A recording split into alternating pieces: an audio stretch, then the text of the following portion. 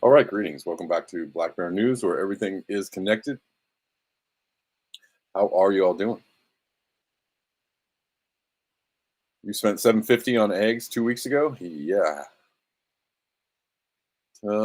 Eggs at $9? Oh my God.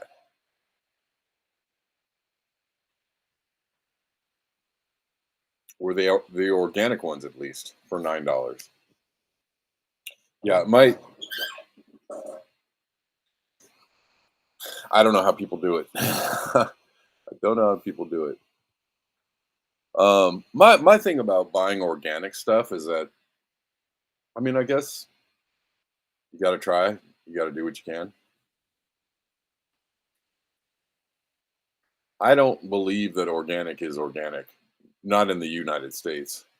I mean, it might be elsewhere, maybe in Europe, um, maybe in other places where they, have more legitimate safeguards or around, boundaries around what's organic and what's not. But it's so many times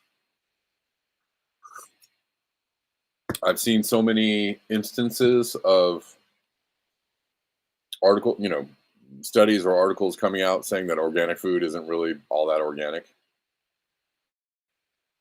So if you're going to buy poison, buy the cheap stuff, I guess. I don't know. Or just try and like, eliminate as much as you can from your, I'm not saying just buy crap, but, um, I don't know. I don't know what to tell you. I mean, I guess buying organic would be a slight upgrade. Yeah, organic and pasture raised. That's, my girl tries to get the organic pasture raised ones, which are always super expensive. But like, I don't know. At Trader Joe's, they have, like pasture raised ones that aren't organic. I'm like, well, pasture raised, I guess, it's $3 less for this dozen. Yeah.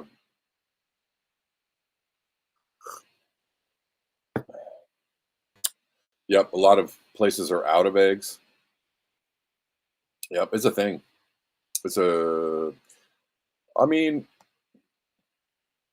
remember last time there was an egg shortage, and Cat Williams said, uh, if they're killing all the chickens, if there's no eggs because they're killing all the chickens, how come the price of chicken hasn't gone up? Which is a fair point. It's a fair point. What, it makes you wonder whether this is a manufactured. And I have actually seen a couple posts from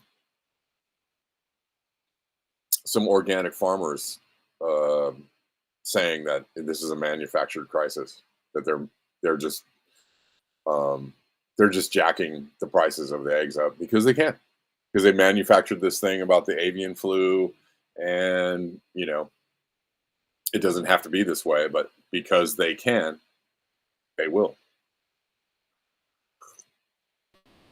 Look at the price of gasoline, right? Like, this is how it goes. There's always some crisis that causes the price of gas to go up, but it rarely goes down as much as it goes up. Like, it does go down, up and down, but um, it just rarely ever settles back to where it was. So once you get the price jacked up enough, you don't want to come down too far if you ever do come down. And so, the price for a barrel of oil today is like not that expensive. You would think that, you know, it's the price it was, I don't know. I feel like it's the price it was about 20 years ago. But you're not going to see 250 gas in Los Angeles, like, never again. You'll never see 250 gas in Los Angeles ever again. Now gas is about 450, right? So, and part of that is taxes, but part of that is just straight up just gouging, price gouging. They know they can get it. They know people will pay it. They're just going to charge it. That's what they're going to charge. And the price of everything else has gone up too. So who's they? The hierarchy enslaving you. Scott Andrews says other countries aren't having supply chain disruptions. Um, I don't know. I don't know about that. Is that true? I guess not. But I'm not there, so I wouldn't know.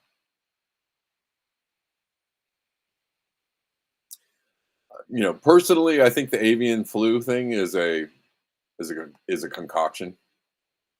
Um, they're really trying to ramp it up, and they're really trying to make it seem, oh, it's just about to jump into humans and take us over, and it's going to be a pandemic. The damn Democrats. It's the damn Democrat. It might be them damn Democrats. I don't know.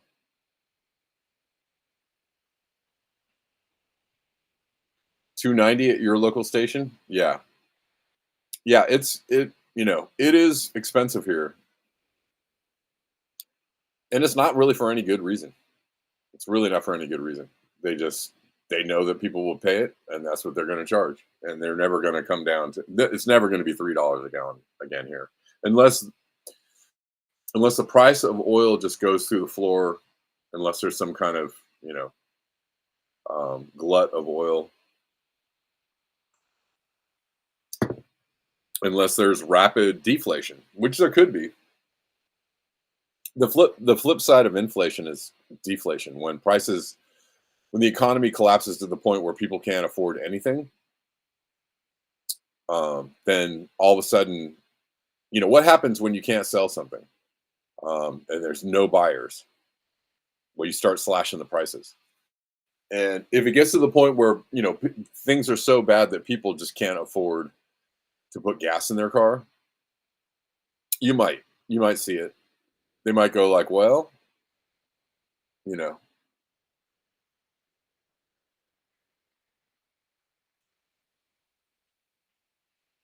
the cold birds are edible. John Glad. So avian flu infested birds are edible, but okay.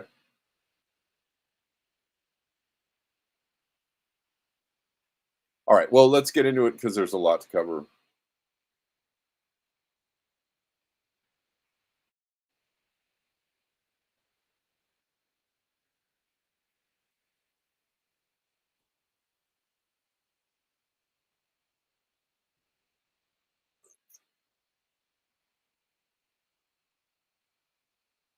All right. I don't know. What do you guys think about the avian flu? Do you think it's a real thing? Is it real or is it concocted? I'm not so sure. I'm not 100% convinced. And I'm a believer in science. Like I believe, you know, but I also believe that science is often used, pseudoscience is used to mistreat or mislead people. It happens all the time. All right. So this is interesting.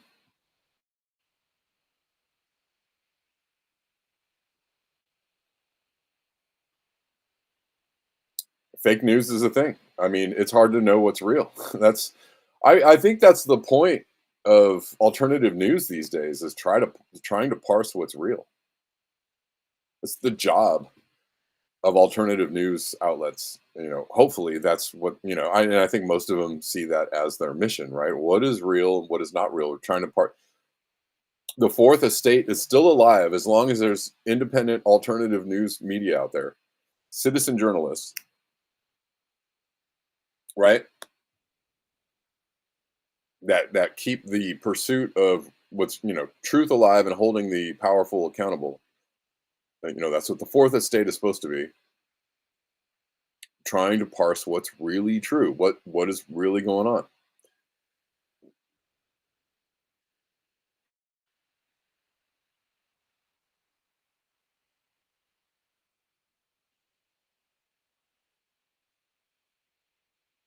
Scott Andrews says it's real, but they're overreacting, just like COVID, creative experiments. Dude, my salad was causing my health problems, not washed. Avian flu is real too. Peace and Pocket says after COVID, I will always be suspicious of manufactured crises. Ding, ding, ding, ding. Be suspicious. I mean, the operative word is skepticism. It could be real, but having a couple of questions about it is completely not only fine but encouraged. If you're not questioning it, you're opening yourself up to other problems, I would say. What's going on, Rock Finners? Oh man, we're taking a long time to get into this show.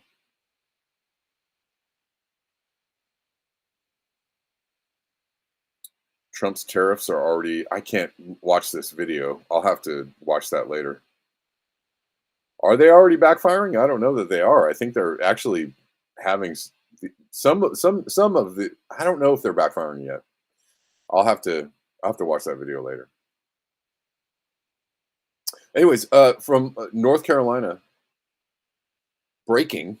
So all of it is breaking. In a shocking admission, the North Carolina State Treasurer's Office has confirmed that out of $100 million set aside to support local Western North Carolina governments impacted by Hurricane Helene, a grand total of zero has been given out to date. Read that again.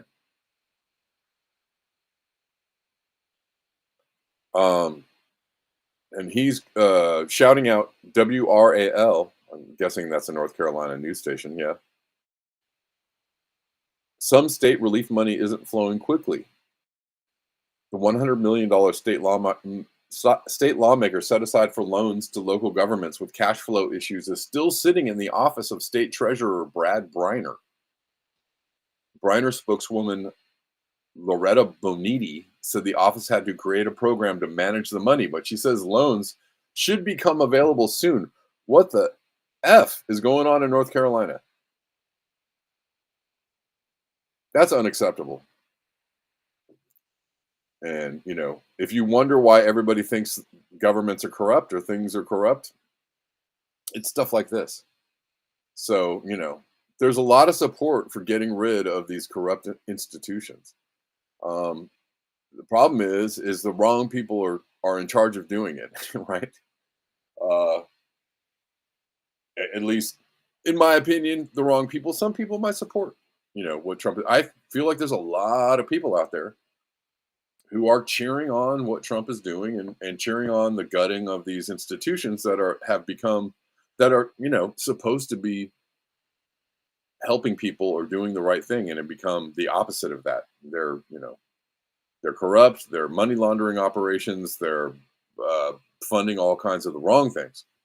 And we're going to get into that today a little more. We already talked about that yesterday.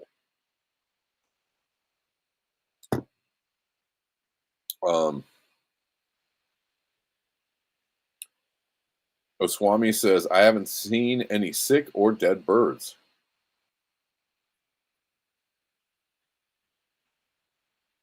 I mean, how do you know? You're not, I don't know. I guess the best thing would be to talk to a chicken farmer.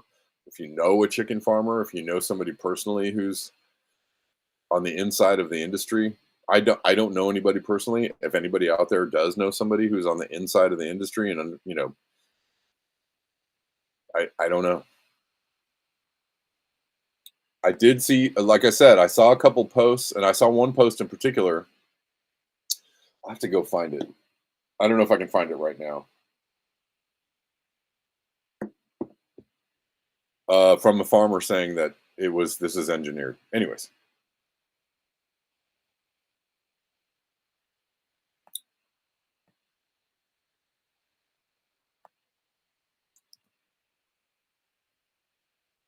So more on USAID.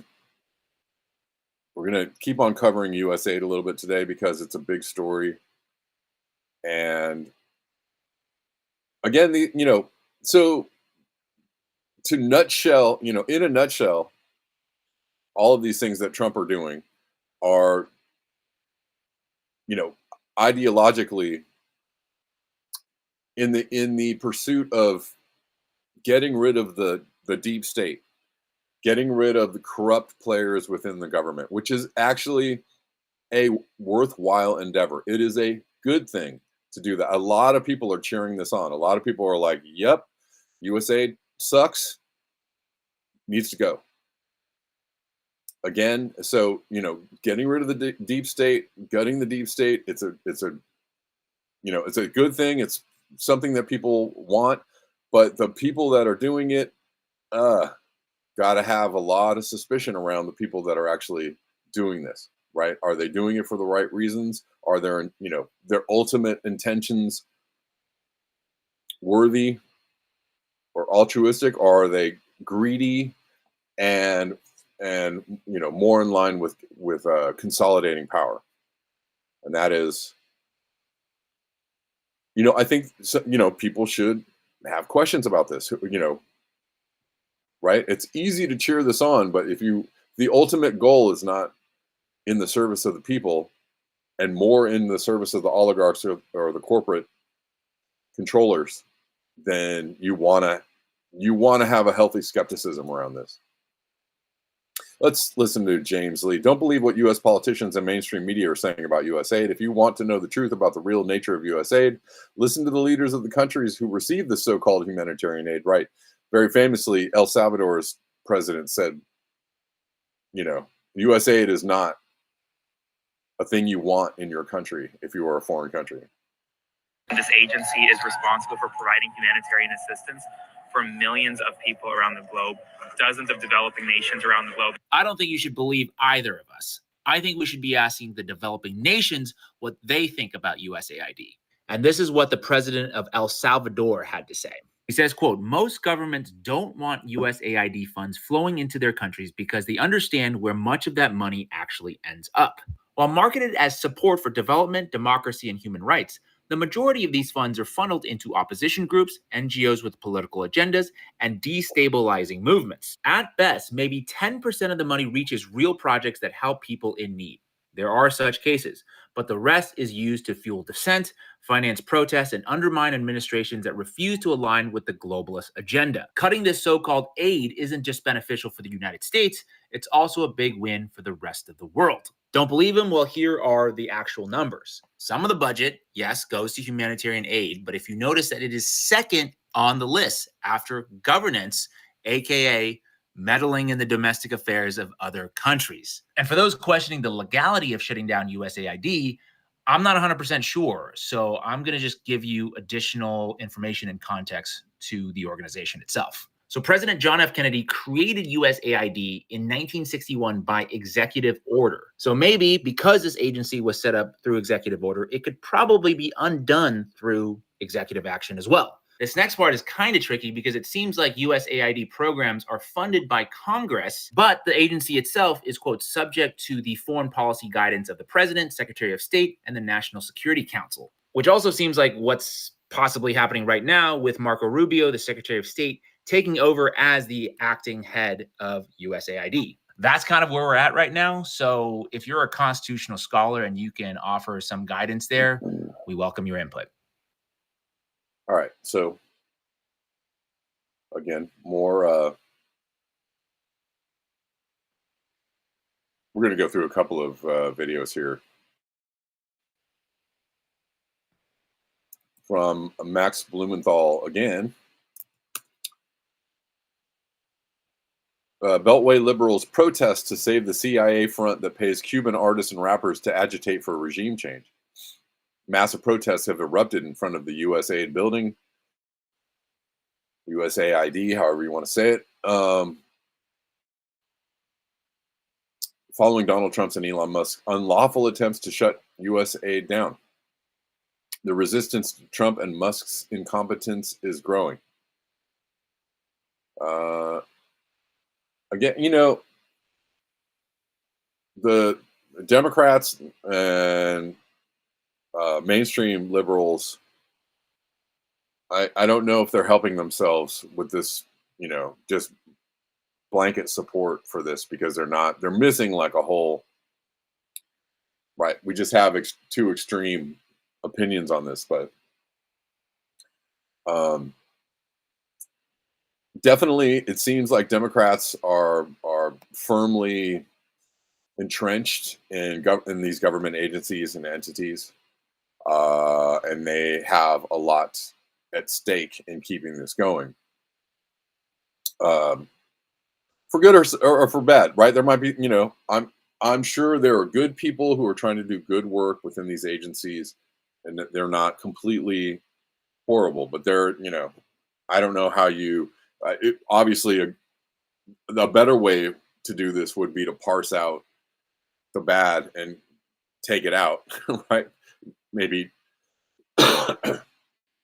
unhook the CIA from USAID, right? Like leave the good parts in, leave the actual humanitarian efforts and funding in, and try and extricate the bad. But I don't know, maybe that's just not possible.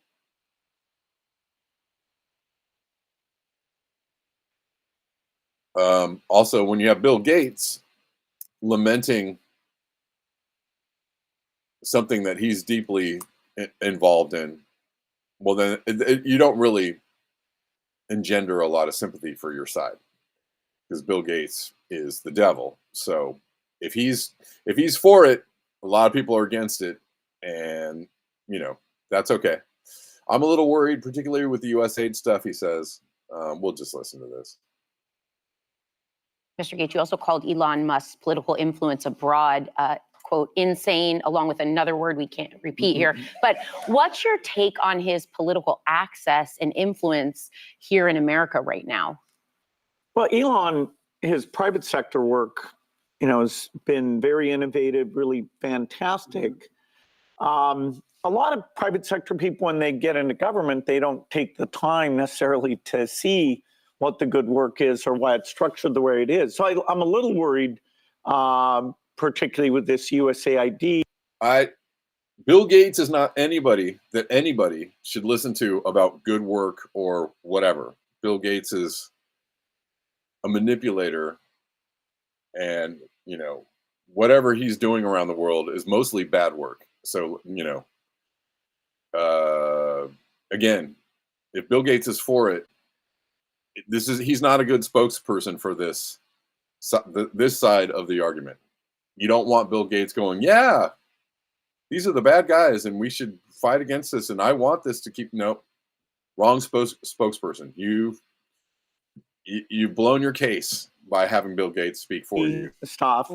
My foundation partners with USAID on nutrition and getting vaccines out, and there's incredible people. They're not actually worms that work there. Yeah. So Except hopefully for the we'll people get. that look like worms. That's you, and also Elizabeth Warren. You're very worm looking there, Bill Gates. They're not actual worms. They don't all look like me. Some of that work back in shape. In fact, if we don't, you could have literally millions of deaths. So, Yeah. With aid, Literally people millions think, of deaths. wow, how much do we give to these countries? As you said, it's less than 1%. People think it's 5%, and it should be 2%, but it's actually under 1%. Wow. And still saving lives. Well, Yeah. Old as dirt. That is correct. I think Elon and Trump are stepping on Gates' toes. Yeah. Oh, I'm sure. I'm sure they are. They're stepping on a lot of toes. And as with, the RFK Jr., love him or hate him, I don't agree with every single one of his takes or whatever. But RFK Jr. exposed and unmasked how dirty, rotten, and corrupt the Democrats are. The Democrats just keep going lower and lower and lower, and they just keep on showing themselves to be just feckless crooks. And they're just like bald-faced, arguing for the pharmaceutical companies and trying to take down RFK Jr. and they're not doing themselves any favors. They look terrible. They look terrible.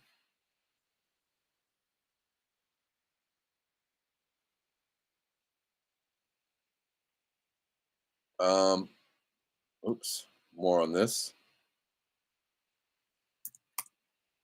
Chris Martinson. It turns out USAID started funneling money into Wuhan and Ukrainian biolabs, USAID, in 2014 when Joe Biden's pardons were backdated, right? Remember, all of his pardons for Hunter and others and members of his family date back to 2014.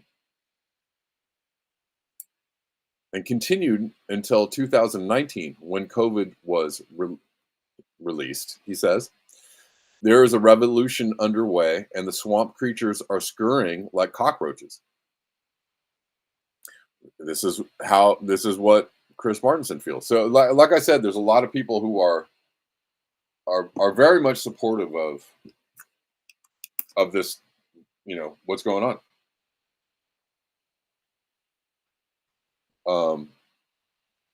And they're vocally full-throated supportive of this kind of stuff.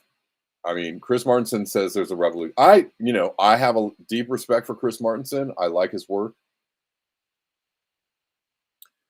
I actually don't know if I full on agree with his take on this, but he's a smart guy.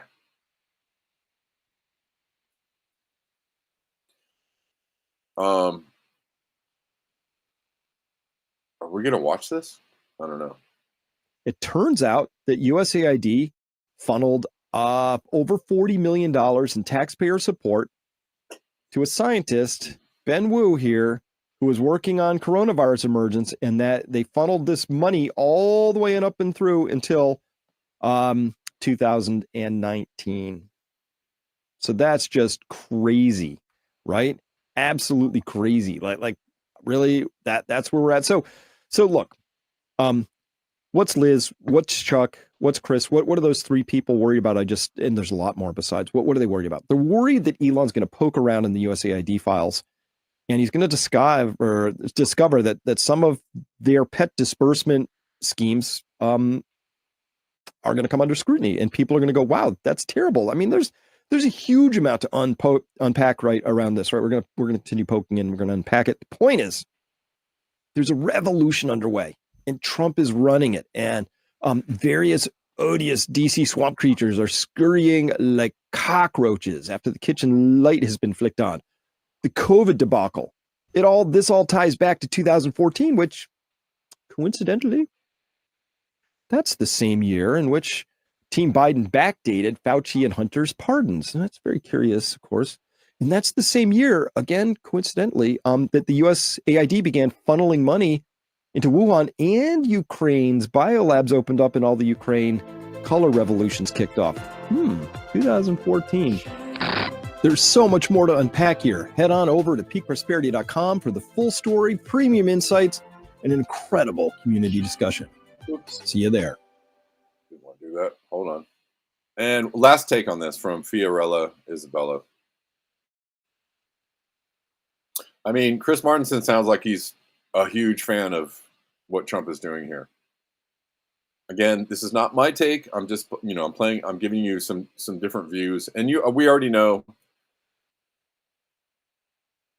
the full-on Democrat view is, these people are lunatics, and how could you possibly do this? And this is the end of everything, and it could very well be the end of everything. So, I just summarized the Democratic take for you.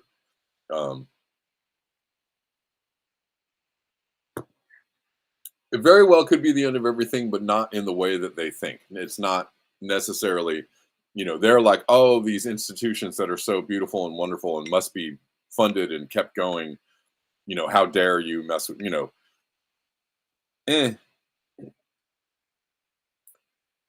So it is the end. It is the end of it as we know it. But is it, in what way is it going to, in what way is it going to be the end? Right? And in what way is how is it going to turn out? All right.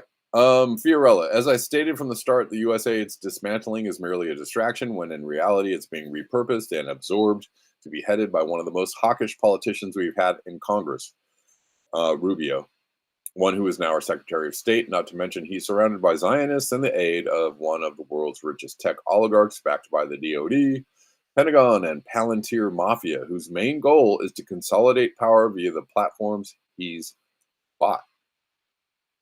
The right is only waking up to the U.S. aid being a CIA front for covert empire operations engaged in the destabilization of governments the U.S. targets because they can just blame Democrats. Same as spineless Dems only focus on immigration when it's Trump in office. Yet few said anything about this imperialist arm before. Clearly, the duopoly is a uniparty illusion behind the military intelligence apparatus, regardless of the new face of the empire. Those cheering for the reshuffling of Trump's U.S. aid into Rubio's hawkish foreign policy are cheering for the new phase of the hegemon. It's not over.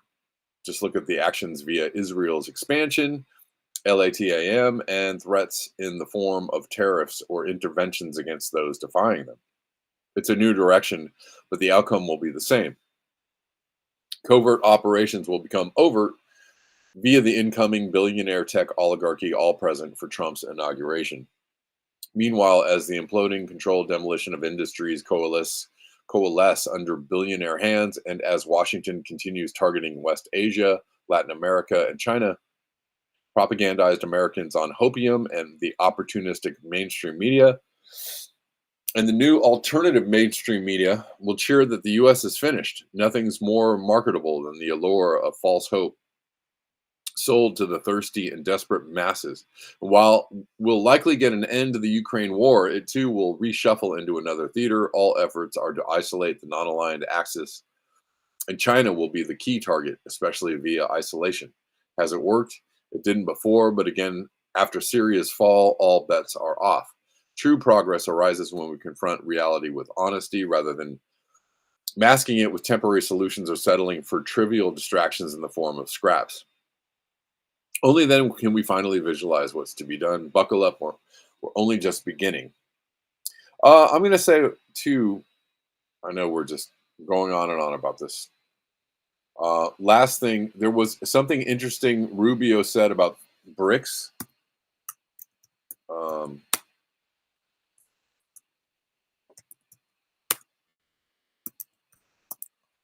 And it's interesting that this came out of Rubio's mouth.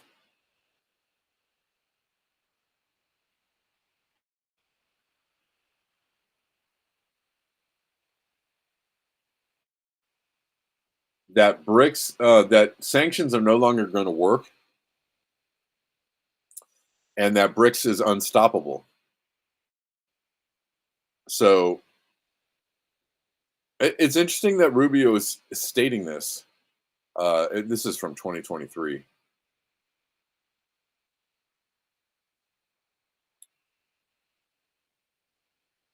But I think, is this the same? Hold on. This is the same video.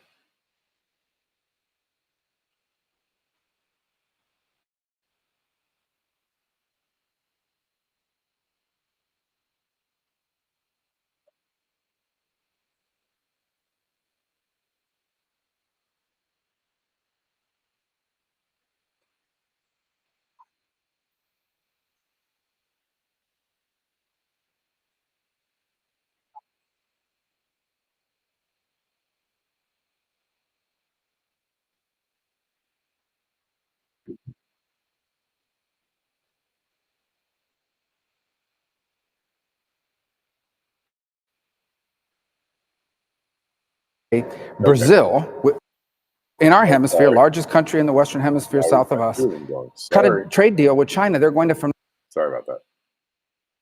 So, no audio?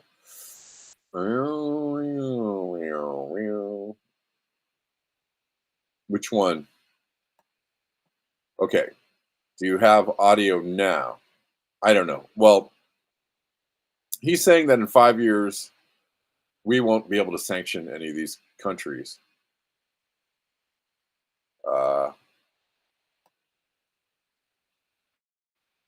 So I don't, is that what they're doing now? Trying to get ahead of the fact that they won't have any power over these countries?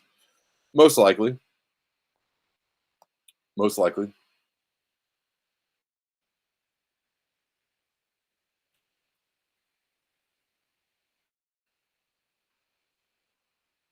Let's see.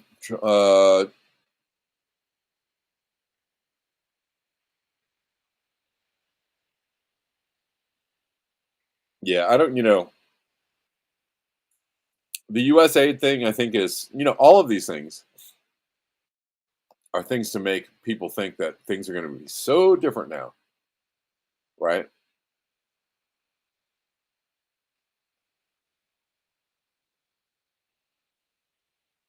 Oh, okay. Let me see. Can you guys hear this now? I don't know if I'm... Today, Brazil, in our hemisphere, largest country in the Western Hemisphere south of us, cut a trade deal with China. They're going to, from now on, do trade in their own currencies, get right around the dollar. They're creating a secondary economy in the world, totally independent of the United States. We won't have to talk about sanctions in 5 years because there'll be so many countries transacting in currencies other than the dollar that we won't have the ability to sanction them. Today, Brazil, right, in our hemisphere, largest country in the West. I can't listen to him talk anymore. I don't know.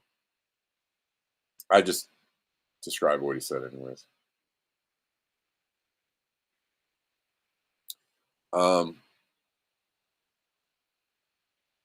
Let's see. Okay, so 2C is dead, says James Hansen. And well, since we've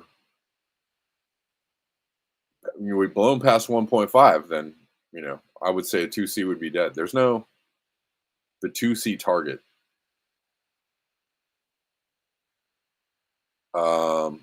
Climate change target of 2C is dead, says renowned climate scientist Professor James Hansen. Says pace of global heating has been significantly underestimated. Well, a year. And this is something he just released. Hold on. Notes from the presentation of this groundbreaking new paper by James Hansen. Global warming has accelerated, which can't be explained by natural variability.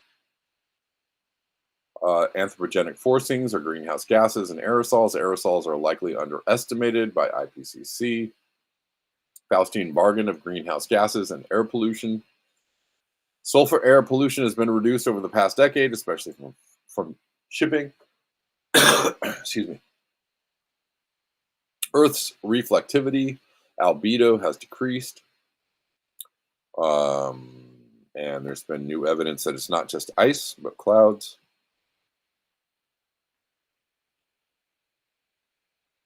The region with the most shipping emissions shows the strongest increase in absorbed solar radiation. The new study estimates that the reduction in shipping emissions contributes to an enormous global climate forcing of 0.5 watts per square meter, much more over the northern hemisphere. Even though El Nino has faded, we shouldn't expect temps to decrease much this year, as we saw by January 2025, reaching a new monthly record. If the heat stays in the southern hemisphere through the AMOC shutdown, we could experience multiple meters of global sea level rise. This is very worrying. Ice melt will accelerate now. Warm water enters below ice sheets, melting them from below. Models underestimate deep water warming, which is why we need better observations to improve models. The 2C target is dead. CO2 from emissions. CO2 emissions from fossil fuel use is still increasing because people need energy. Energy infrastructure doesn't change overnight and will not go away. Infrastructure. There's that operative word, I know. You say infrastructure to people and they're like, yeah, we need some more infrastructure. No. Best thing we could do for climate change or for the planet is start removing infrastructure. And I know people think that's insane. Or will think that's insane. If you propose that, if you said, what we need to do is take out some freeways and some roads and some power plants and some targets, people would go, what? What? Anyways. Dude Dissidents is now calling Trump a fascist. Are we ready to call Trump a fascist now? I mean, is he any, he's doing this through executive order and, by decree, but the office of the presidency has been, getting more power over the decades and been doing things through executive order. As was stated, USAID was created by executive order.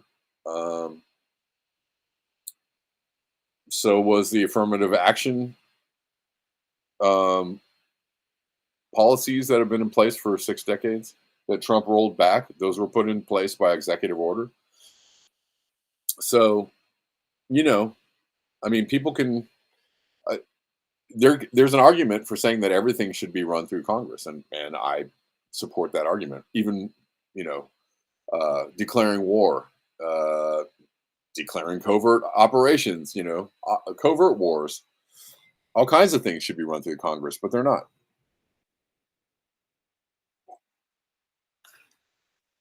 So Does Trump doing this make him any more fascist? It is fascist. People would argue that it is a fascist move. I don't know that it makes him any more fascist than any other presidents, but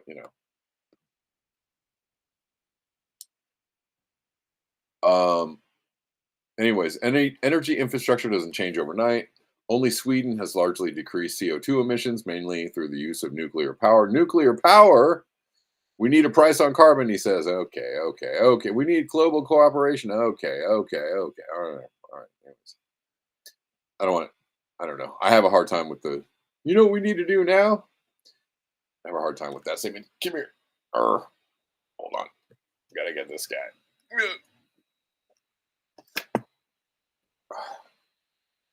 I got a cat. Say hello. This is Chongo. Chongo. All right.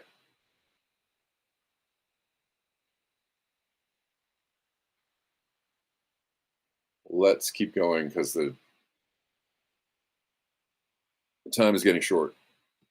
More on temperature increases and the effects. We all know what the effects are. Temperatures at North Pole 20 C above average and beyond ice melting point.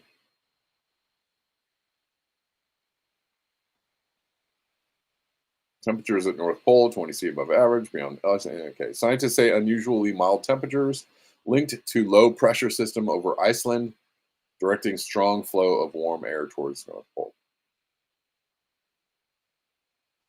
Temperatures north of Svalbard in Norway had already risen to 18 C hotter than 1991 to 2020 average on Saturday, according to models from weather agencies in Europe and the US, with actual temperatures close to ice's melting point of 0 C. By Sunday, the temperature anomaly has risen to more than 20 C. This is a very extreme warming event, said Mika Rantanen, a scientist at the Finnish Meteorological Institute. Probably not the most extreme ever observed, but still at the upper edge of what can happen in the Arctic.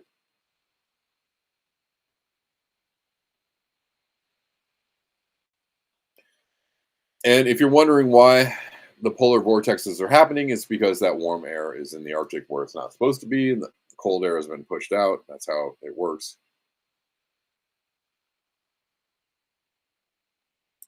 It is a pretty cute kitty indeed. This cat is, and he's also a knucklehead.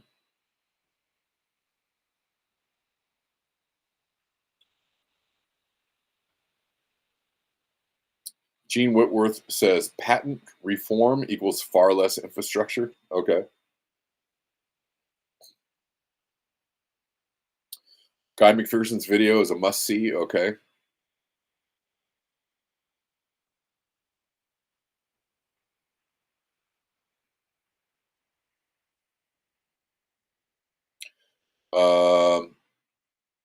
The unconstitutionality of tariffs, revenue is the purview of Congress. Sure.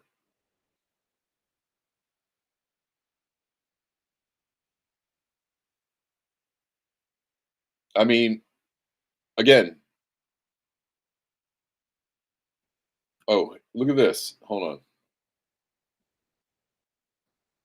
Yeah, this sounds suspicious.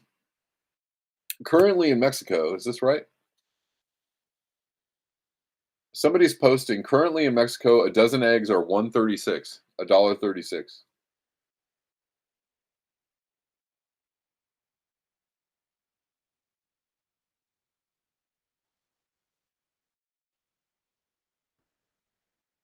Well, that's interesting, isn't it?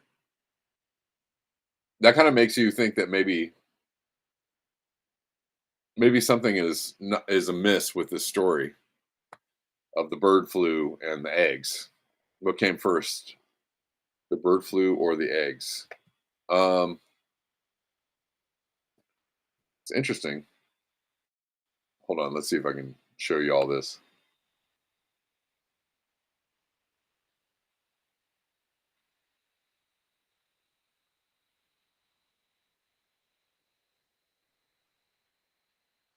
I don't know how to convert Mexican money, but I'm just taking this person's word. This is true and correct.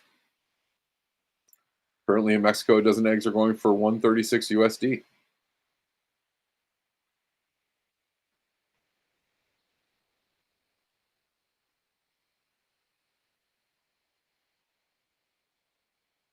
But apparently we can afford to pay $7 for a dozen eggs, and people will pay it, and they're like, thanks. I don't know. It'd be nice to get a little more information on this, so maybe we'll just leave it at, isn't that strange?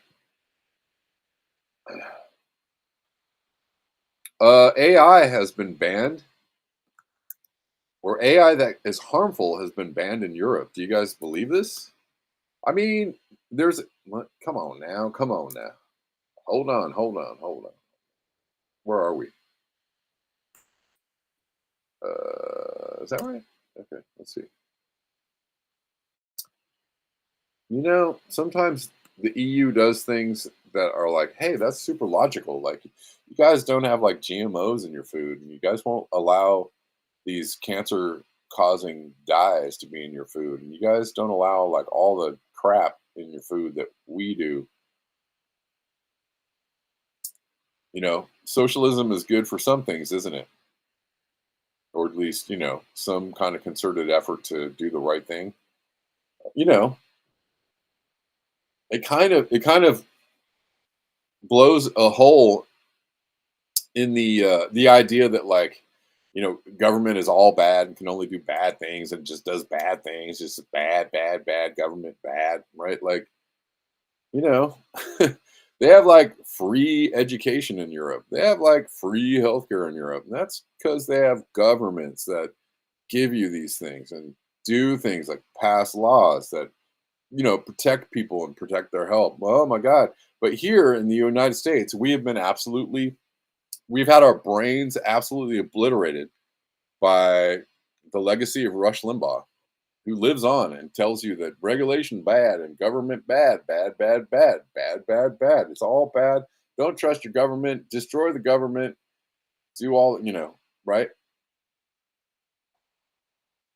Like, I don't think that necessarily what Trump is doing is going to be helpful, because it's more about the destruction of these things that should be entities that, do good things for people.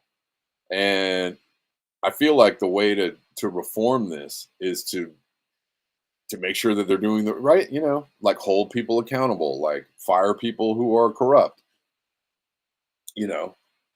I mean, very simple, logical things could be done to reform these agencies or make them do the things that they're supposed to do, right? Like, if a police department is, not helping people and doing the wrong, right? You would think that you wouldn't just get rid of the police department. You would, reform it or have some kind of oversight, right? So you'd hold people accountable. You would charge people with crimes when they did criminal things like that. It's very kind of simple to do those things. You don't have to just wipe the whole thing away.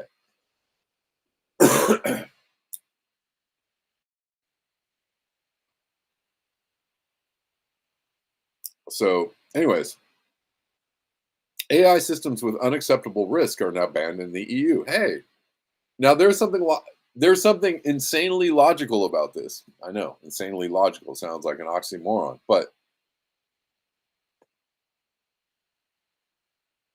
there's something insanely logical about doing something like this.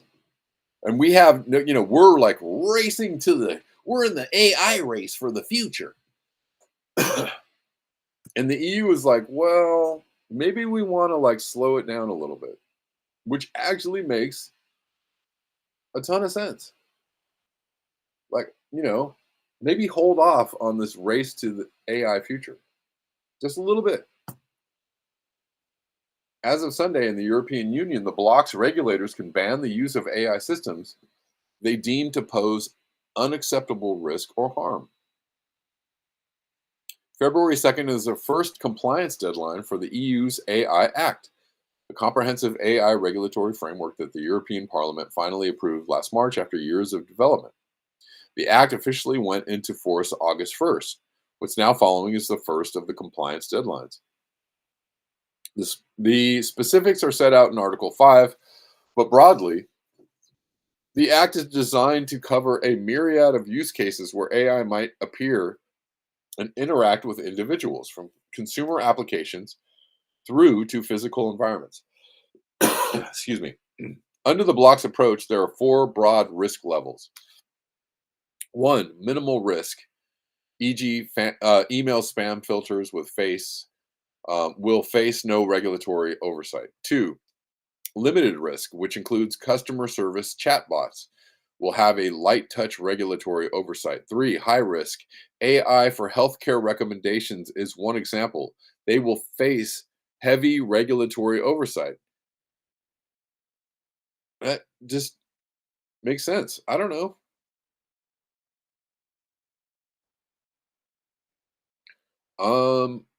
And 4, unacceptable risk applications. The focus of this month's compliance requirements will be prohibited entirely. Some of the unacceptable activities include AI used for social scoring, AI that manipulates a person's decisions subliminally or deceptively, yes. AI that exploits vulnerabilities like age, disability, or socioeconomic status. AI that attempts to predict people committing crimes based on their appearance, pre-crime. All that AI that uses biometrics to infer a person's characteristics like their sexual orientation. AI that collects real-time biometric data in public places for the purposes of law enforcement. Well, holy shnikes. I hope this is, I hope this is real. I don't know.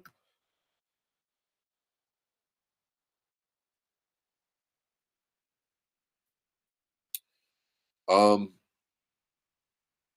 and I hope that this is enforced in a way that actually is helpful to people. AI that tries to infer people's emotions at work or school. AI that creates or expands facial recognition databases by scraping images online or from security cameras. Hot damn, this makes total freaking sense. Anyways,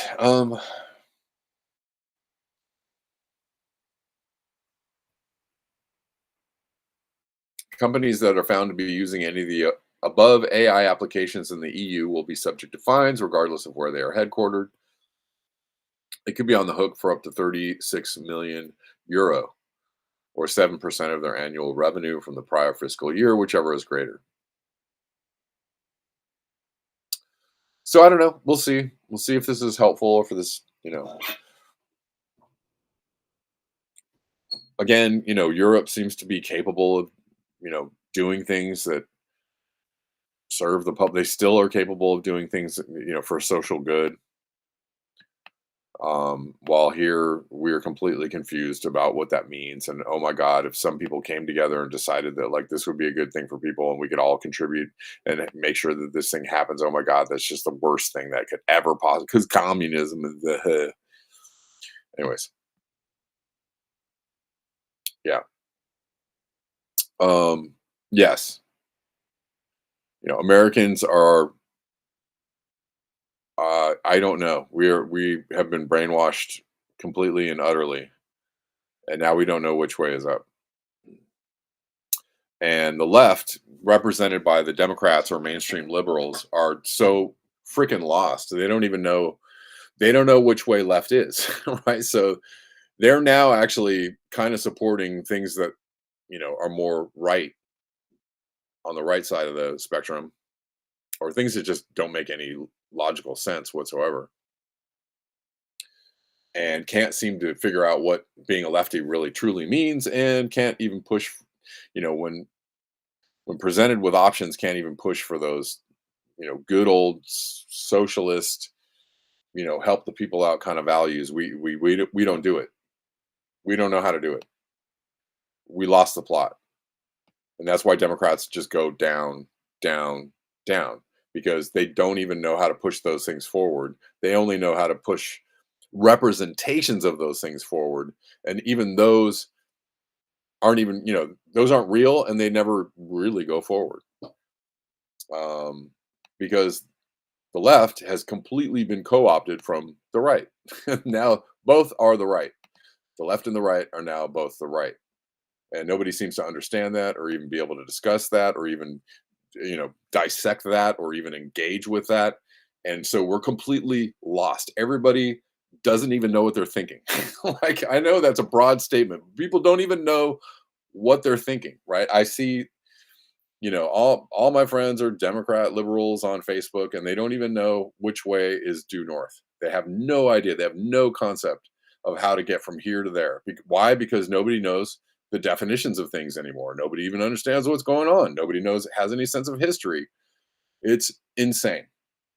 And until somebody can come forward and like logically place some things in front of people and go, we are here. Here's where we are. We need to define this and then go from here to over here. Until somebody can do that, having a discussion about a lot of things is freaking pointless. But that's what I'm here for, is just point out how pointless everything is. I hope that makes everybody's lives a whole lot better. I'm joking. I don't know if it makes anybody's lives better, but at least I can point out that we have no idea where here is. And so what we need to do is figure out how we can all come to a consensus on where here is. And then once we get there, where here is, then we can go over here. But we can't do that yet. Anyways. And I can't even say anything on Facebook or Instagram about politics because nobody fucking understands anything about anything. So everybody's like, what? Whenever I say something about politics, well, first of all, it gets completely crushed, right? If I say something about politics on Instagram or Facebook, it's like squash. The squash bots come out, squash. Nobody sees the post. And if anybody does see the post, they're like, what? Wow, you sound like, what? What's wrong with you, bro? Anyways, whatever. Okay.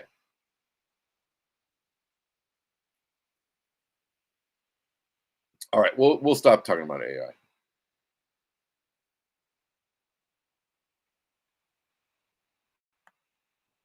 It's why I write music, because somehow people can understand things in a song that they can't understand with words. Like, you can just speak something to somebody, they're like, I don't even know.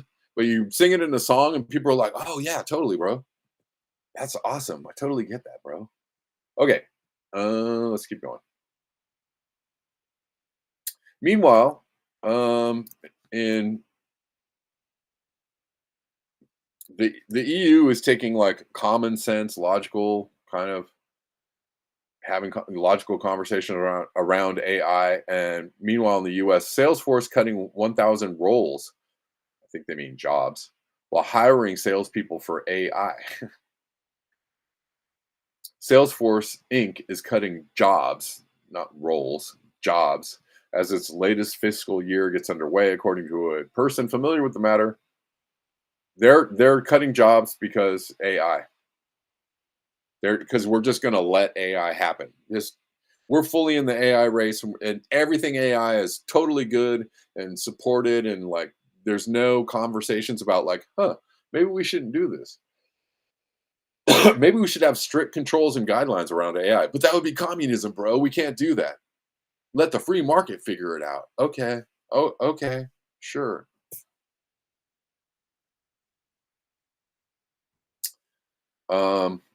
Yeah. More than 1,000 roles will be affected, according to the person who asked not to be identified because the information is private. Displaced workers will be able to apply for other jobs internally.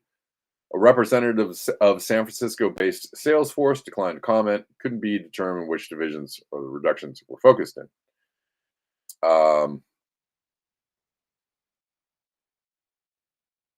Anyways, so that's what's happening in the U.S.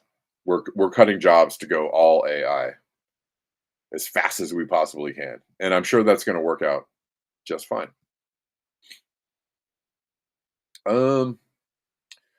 The White House is preparing an executive order to abolish the Department of Education. Again, some people might support this. I don't know if this is the way to go about this. Yeah, Trump is totally open for, well, he's already funded the AI race to the tune of $500 billion. So yeah, we're going all in on the AI, whatever it's going to be.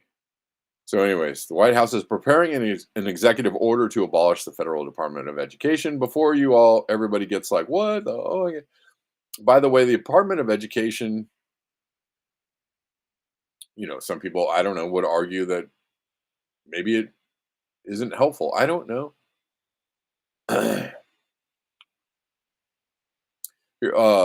One person is saying Hannibal 999 says the Department of Education's budget is over $80 billion per year, and much of that goes directly to schools, teachers, and students. Low-income schools, Title I funding, $16 billion would take the biggest hit.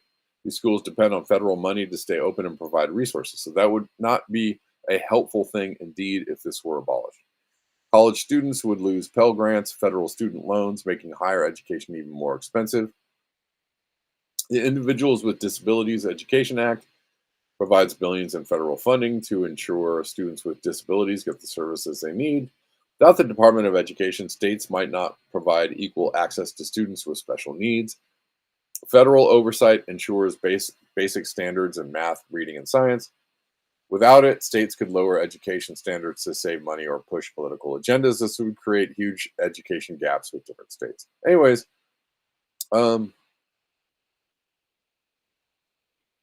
so this person is stating what is done under the Department of Education. However, a lot of schools seem to be in worse shape than ever. And didn't I just hear in California, I believe that the state of California actually sent money to Ukraine to support Ukraine. Meanwhile, we have cut the budget for school funding here. Schools are suffering. As always, the school funding just keeps on getting cut, and a lot of school districts are forced to raise money from the parents of the school district who are already paying property taxes that are supposed to support the schools, and it's a big fat grift, right? So some people might argue that all this money that's going to the Department of Education is not actually helping with education. Here's another post that's interesting. Oh, we're going to go on down here. Hold on. We're going to go on down. In 1979, Jimmy Carter created the Department of Education. You might think like that's a good thing. Jimmy Carter is a good guy, and he created the Department of Education. It's not that long ago, by the way. So you would think it has been around for longer than that. It hasn't. Since then, the U.S. has gone from first to 24th in education. So if those stats are true, then maybe it's not that helpful. The Department of Education is, obviously something is amiss. Something is getting lost in the implied or intended help for scholastic endeavors. But not only that, people all over the place are in massive amounts of debt, school loan debt. What happened with that?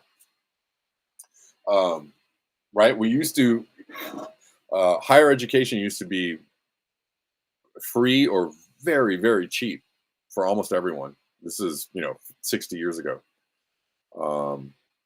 And now people are forced to take out loans, very expensive loans for their education, and pay them back through,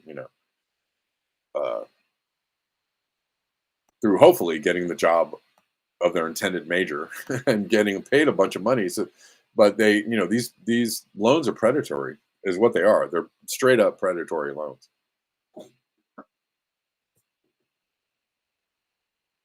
So I'm going to imagine there's going to be some very strong, very mixed opinions about what this means. This could be done. This could be reformed. This Department of Education could be reformed, in a way better way than just wiping it away. I believe it's possible to reform these things if people were just held accountable. People who weren't doing the job were, removed and replaced with people who could do the job. And there was proper oversight. Blah blah blah. Anyways.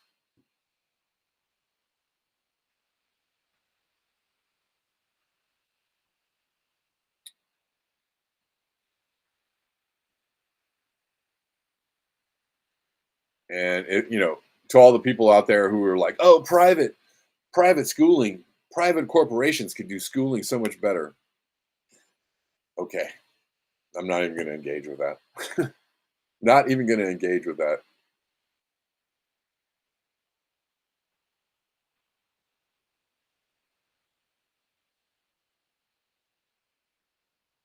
So here's fate. One more take on this. U.S. Departments of Education, 10 disturbing facts. 1, waste taxpayer money. Department of Education has been known to allocate billions of dollars in taxpayer funds towards programs that show little to no improvement in educational outcomes. So, I'm giving you a couple different takes here. Overreaches federal authority. It often imposes one-size-fits-all policies that undermine state and local control over education, which goes against the principle of federalism. Promotes ideological agendas. The department has pushed for diversity, equity, and inclusion initiatives. The critics argue, indoctrinate students with political ideologies rather than focusing on academic excellence. I feel like academic excellence should be the goal, period, the end. But, whatever. Inefficient bureaucracy. It's a massive bureaucracy that adds layers of administration, leading to inefficiency and a disconnect from actual needs of students and educators on the ground. Supports failing schools. Instead of addressing failing schools, the department often funnels money into them without demanding accountability of results, perpetuating underperformance. Violates parental rights. Policies from the department have been criticized for sidelining parental involvement in education, promoting curricula that parents find objectionable. That would be,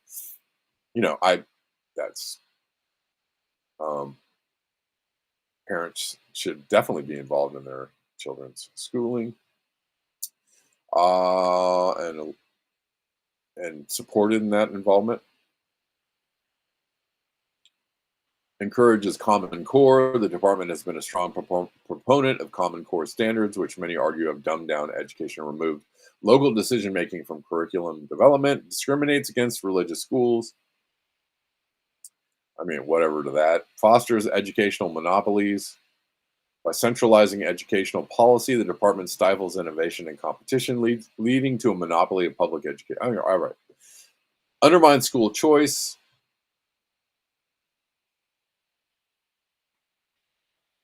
All right. So there's the take from the other side. I don't know what y'all have to think about this or what y'all have to say about this.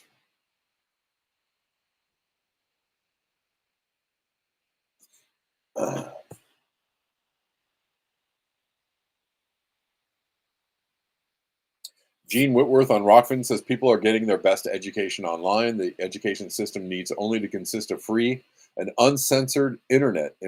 Yes, I would totally agree with you on that. A free, uncensored internet would give people all kinds of information, right? All the information is at your fingertips, for pretty much everything.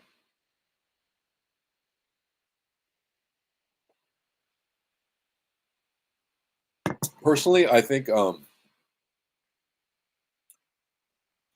schools should be about fostering a healthy social atmosphere.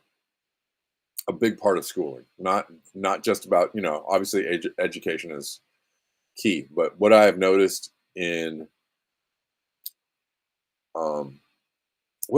generally in people, like from, my early childhood through to adulthood, is that people that do better in life tend to have a better social experience in school. Having it be less about education and imposing standards on people and more about fostering their their social skills and how they feel about themselves and how they feel in, working with people.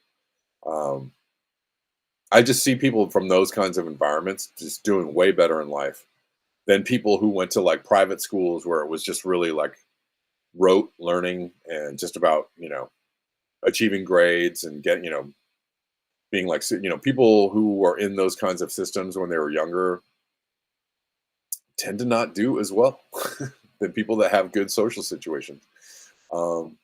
That's just a broad observation from my part, and maybe you guys disagree. I don't know. What up, people? How you doing? I know we are going a little bit late.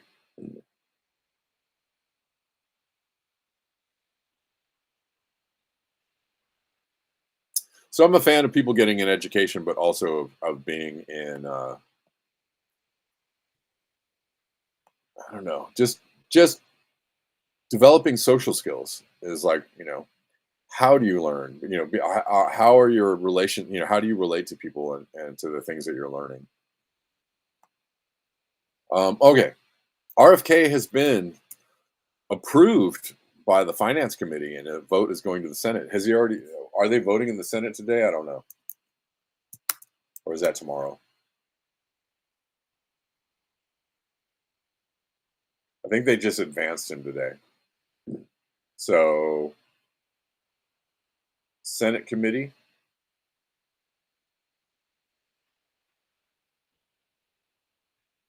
When are they going to vote on him? Anyways, he's been approved. So, good for him. Hopefully this is good for the country. Hope is about all I got for this. But I like RFK, and he's not perfect in every possible way, but he is better than most. He is a smart person who is better than most, and I feel like he might be able to do some positive things. So that's where I stand. That's where I stand on RFK. You may disagree. RFK Jr. has just been approved by the Senate Finance Committee as the next Secretary of Health and Human Services, advancing his nomination to a full Senate vote. Senator Bill Cassidy was the key flip that helped RFK Jr.'s nomination for Secretary of Health and Human Services move forward in the Senate Finance Committee. I hope I'm not wrong. I hope he's not just a total, complete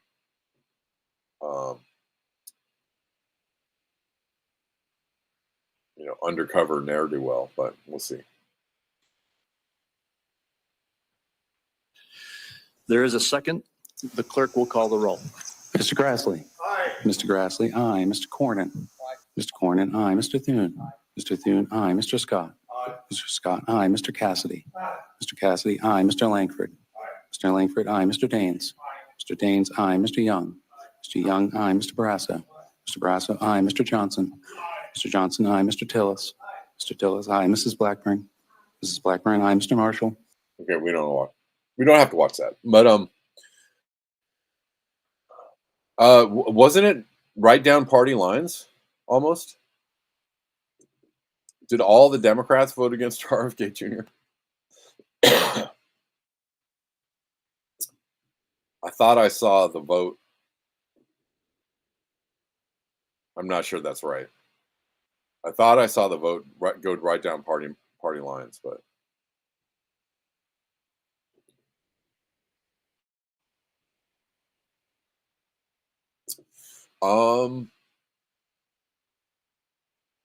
so I guess the Senate is voting tomorrow.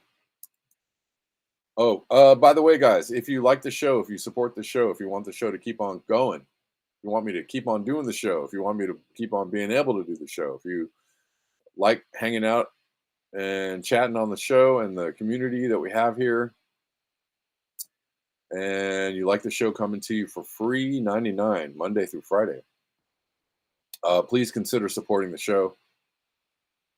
Financially, there are a lot of ways.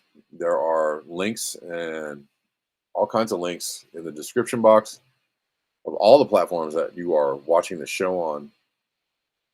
All the usuals are there: PayPal, Venmo, CashApp, Zelle, Buy Me a Coffee, Ko-Fi, etc., Patreon. Many of you have supported the show for many years. You know who you are. I appreciate you. And keep coming back. Keep coming back. Quote an AA saying.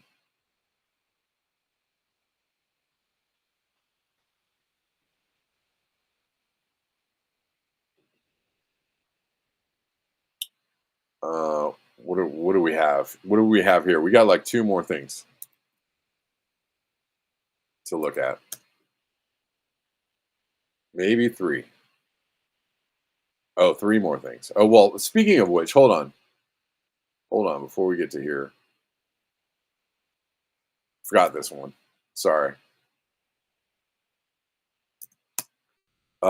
Still on the RFK, we're going to stay on the RFK thing for a second. Senator Warren, you can't make this up. Senator Elizabeth Warren is throwing a tantrum over RFK Jr. passing the initial Senate Finance Committee vote, arguing that allowing vaccine manufacturers to be sued is dangerous. Is it now? As I said, the Democrats are not making any friends in this RFK debate. They've shown themselves to be wildly corrupt idiots who will say anything that, things that just don't make any sense whatsoever. Sound blatantly, ignorant and corrupt. Bernie Sanders, grilling RFK, do you support this onesie? Like, Bernie Sanders has turned into, if he wasn't already the most dishonorable, person of recent history, dishonored, defrocked, dethroned from hero worship in recent history. He is fully in the gutter now. He is just a mere shadow of his former self. Anyways, Elizabeth Warren, Worm. I'm gonna call her Elizabeth Worm because she looks like a worm. She says vaccine manufacturers often operate on a very slim profit margin. They need all the help they can get. That's why they need immunity from lawsuits, so they can just keep on poisoning people with impunity. If they get sued repeatedly and successfully, they simply move out of the vaccine space. Oh my God, what will happen? We've already seen this happen with vaccines in the past. To be clear, she's arguing that big pharma should be shielded from lawsuits, even when their vaccines cause harm. Some of these people are truly insane. Stated, this is not only about a private company that gets sued and has to pay out. Vaccine manufacturers often operate on very slim profit margins.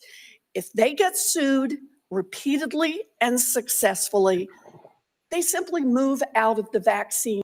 Okay, be quiet. She's just like, she's saying it very seriously. This ridiculous, illogical, absolutely just, I just can't believe people are listening to this person. Or they're taking this person seriously. I can't believe she's still there. But she's making a very serious case for never suing vaccine manufacturers. Next she'll be telling you that fossil fuel, companies are, the lifeblood of the country and, should be able to do everything that they want to do. Because they're operating on very small margins. They need all the help they can get.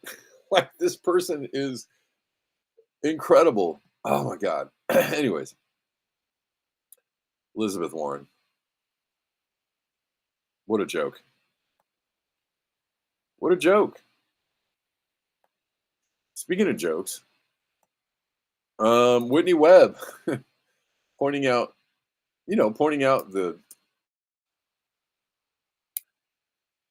the seedy undercarriage of what's going on in the Trump administration. Curious how much money was said to have been freed up by Doge is going to end up finding its way to war criminal Yahoo. Breaking: the Trump administration to send $1 billion new arms package to Israel.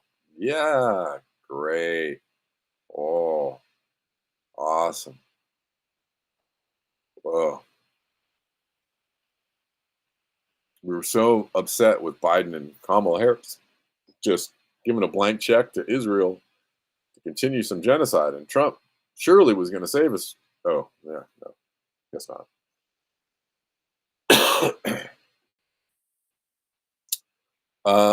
And this is interesting. She says, what do you know? 104 DEI contracts totaling over $1 billion have been canceled thanks to Doge. Thanks, Doge. And they sent that money to Israel. Straight up. Wow. So, yeah. Just when you thought the deep state was getting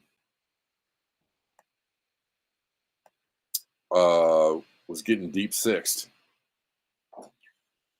think again.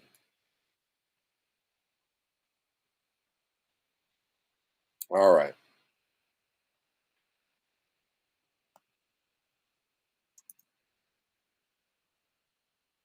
All right, that about does it for me, guys. I've gone on very long today. Gonna make sure I don't have anybody to thank here. Gene Woodworth, the internet gives us contemporaneous information we need as long as it's not sent. I totally agree with you. We should have a internet bill of rights. We should have a functional internet bill of rights, which is, uncensored, unalgorithmed, completely free and open internet.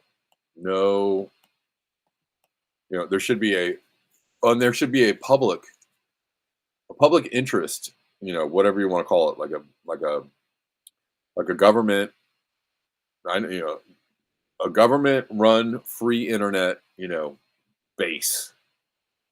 There's no Facebook, there's no and it should be free from intelligence community meddling. There should be no Facebook, X, YouTube, and all those things could exist, but there should be like a public option internet, which is like just free for people to use, right? Free open source internet for people to use.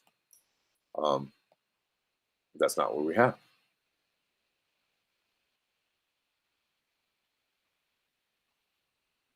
Let's see.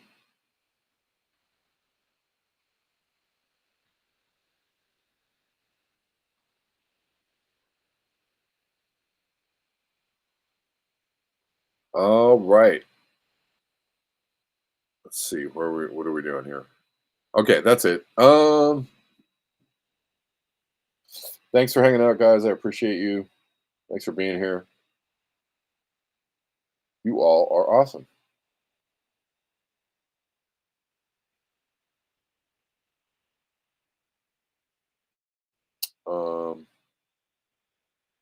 And I will be here tomorrow at the regular time of 12 p.m.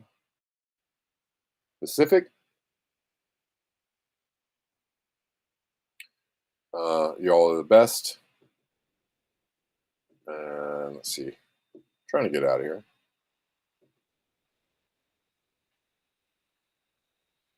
Trying to get out of here.